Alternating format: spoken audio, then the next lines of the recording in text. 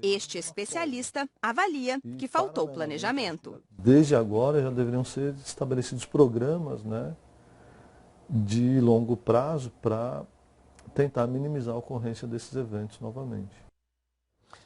Olha, a região metropolitana de São Paulo enfrenta uma grave crise, como você tem acompanhado aqui todos os dias, a gente tem mostrado direitinho tudo mais para você, né?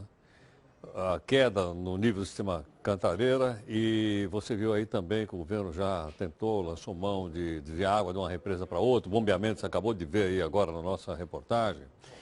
Vamos entender um pouco essa situação. Para isso nós convidamos aqui o geógrafo da Universidade de São Paulo, o professor Wagner Costa Ribeiro. Wagner, por favor, dá para você dar uma... Vem aqui. Obrigado. Vamos ver aqui no telão aqui, vai ficar mais fácil. Tudo bem, Wagner? Tudo bom. Bom, ó, eu coloquei no Matrox uma imagem. Por favor, vamos colocar essa aqui é a imagem. Até para quem não conhece bem. Wagner, aqui está a região de São Paulo, isso? Isso, a área urbana. Tá a área urbana de São Paulo. Mais concentrada essa concentrada. Faixa. Aqui eu tenho... Que vale que é esse aqui? Vale do Paraíba, né? Você tem aí São José dos Campos, Taubaté, enfim, Jacareí, em direção ao Rio de Janeiro, né? Direção ao Rio de Janeiro. Essa área aqui é a área... Litoral, né? Baixada Santista, Santos, enfim, Guarujá, etc. Né? Sei.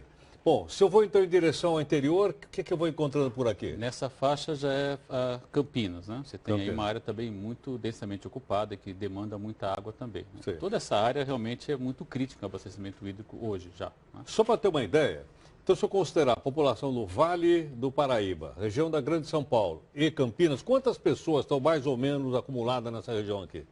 Olha, nós temos aí, são 20 milhões aqui, com mais... em torno aí de... Com certeza, 25 a 28 milhões, uma conta rápida. Assim. 25? Aproximadamente, 25 a 28. Milhões de pessoas milhões aqui. De pessoas.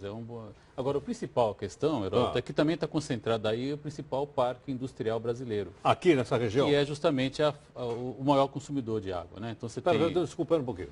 O parque industrial consome mais água do que as pessoas? Muito mais água. O grande problema nosso é que a indústria ela é o principal usuário de água.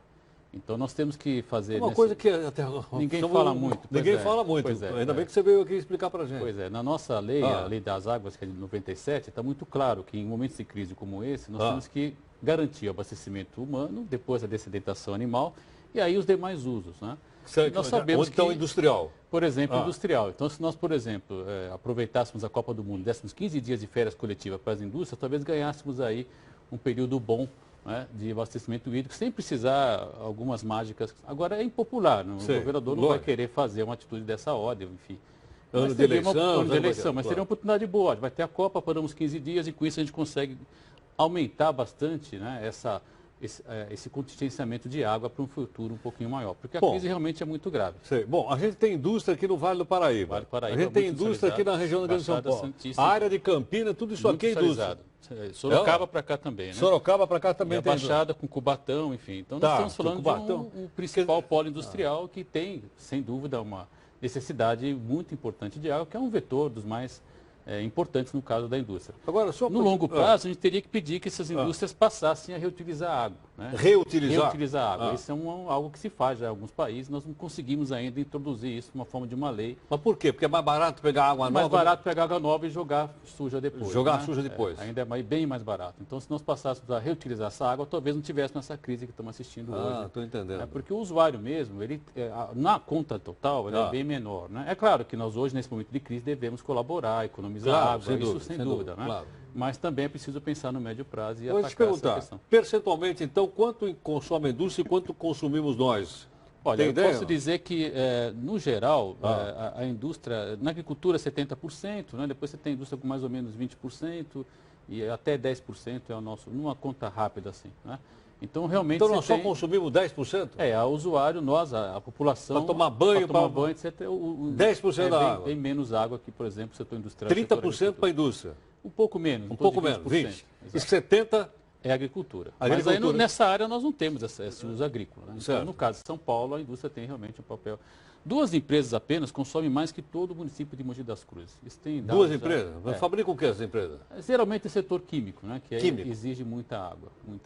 Então é realmente um quadro que a gente pode pensar no médio prazo em solucionar a partir do estímulo às indústrias que passem a utilizar Quer água. dizer, isso seria mais eficiente do que captar mais água Claro, e puxar porque mais água. no momento de crise, buscar água, primeiro tem algumas questões. Uma que preocupa muito é a qualidade dessa água, né? A Sabesp certamente está tomando cuidado, nós esperamos que isso realmente ocorra. O Ministério Público está preocupado com isso, nós temos aí já pesquisadores vários apontando os problemas que podem vir a ocorrer.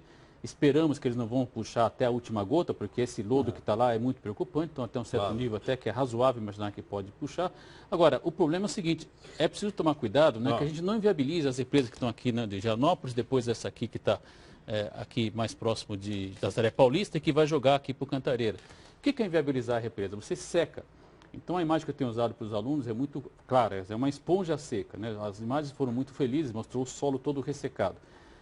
Tem se dito por aí, até algumas autoridades, falando que se chover igual que sempre chove, vai resolver. Não vai resolver, porque esse solo seco, ele vai precisar de muita água para primeiro, ele vai absorver, vai acumular e aí ele vai passar a acumular água. Então isso vai demorar um pouquinho. Nós vamos viver com esse problema alguns anos ainda, esperando que as chuvas voltem no ritmo normal.